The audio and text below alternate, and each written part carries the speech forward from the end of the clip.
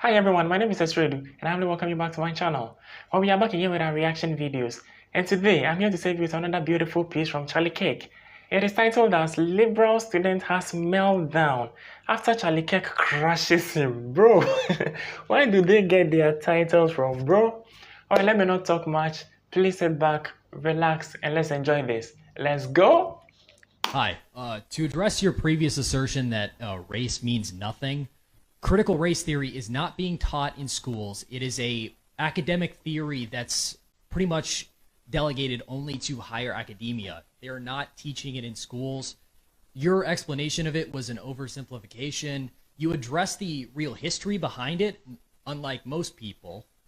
And why, if race means nothing, does it affect our history? Say 1921 Tulsa Race Massacre. Why is there such evil history with something that supposedly means nothing? Okay, so first of all, you're wrong. It is being taught in elementary schools. I'll give you an example. Not only is it being taught, it's being enforced.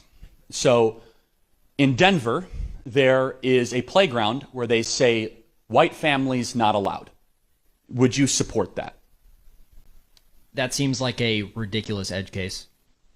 So I'll give you another example. Actually, in the National Education Association's training manual, which is the largest teacher union in the country, they had a seminar on how to teach critical race theory to kids. That sounds like it's in our schools, doesn't it? What that is it's literally just common sense. It's saying that this is real history. This is what has happened in the past. Right. So and that matters. Okay, got it. So, for example, would you say that black-only dormitories is wrong? It certainly creates a sense of community. I don't see any problem with that. We have sororities. We have male-only dorms.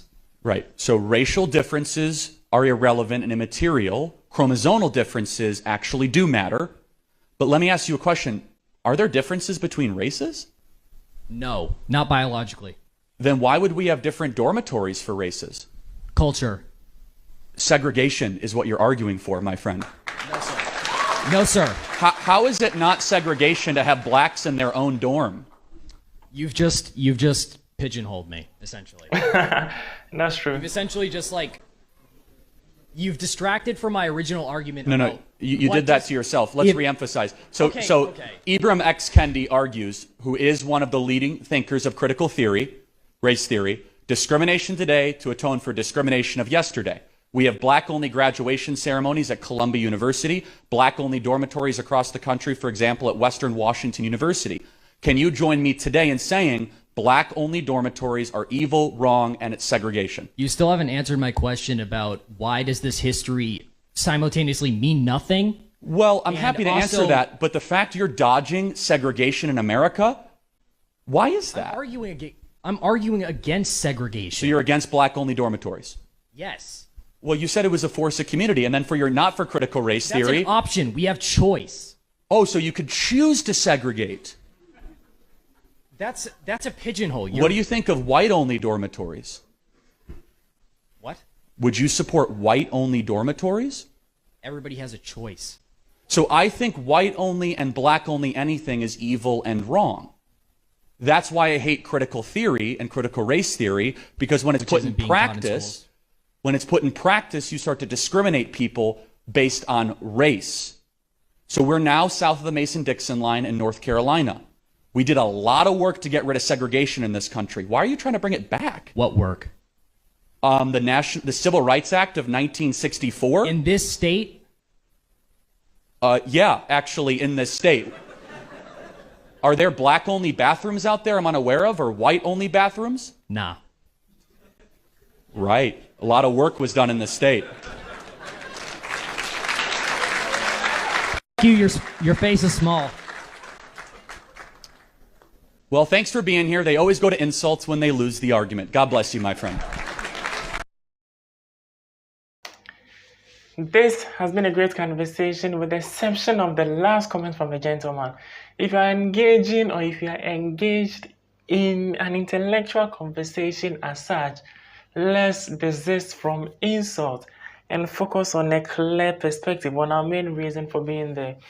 I really admire the gentleman from the onset because he knew the kind of question he was coming about. You know, normally when you are having such conversation with people like Charlie, you are likely to be swayed away a little from the kind of question you are bringing on board. A similar thing happened to the gentleman, but he consciously became aware of it and decided to alert Charlie that he is somehow deviating from the central theme of the discussion or the main question on board. I normally describe Charlie as an intelligent dude, and he's been experienced here as well. You know, Charlie didn't go straight up to give a yes or no response. Normally, if you do something of the sort, you are likely to commit yourself.